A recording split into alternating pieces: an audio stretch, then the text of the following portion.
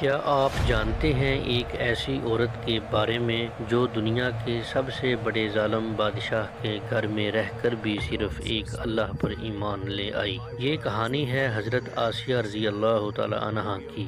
جب معجزے میں سانپوں نے سب کچھ بدل دیا تو ان کے دل میں حق جاگ اٹھا۔ پھر ایک معمولی سا واقعہ، ایک خادمہ کا بسم اللہ کہنا اور اس پر ہونے والا ظلم، اس نے ان کے ایمان کو اور مضبوط کر دیا۔ اور پھر جب فرعون کو سچ کا پتہ چلا تو اس نے ان پر ظلم کی انتہا کر دی۔ تپتی زمین، سخت اذیتیں اور آخر میں موت کا خوفناک منظر۔ مگر انہوں نے سب کچھ برداشت کر لیا، لیکن ایک بات نہ بدلی: میرا رب صرف اللہ ہے۔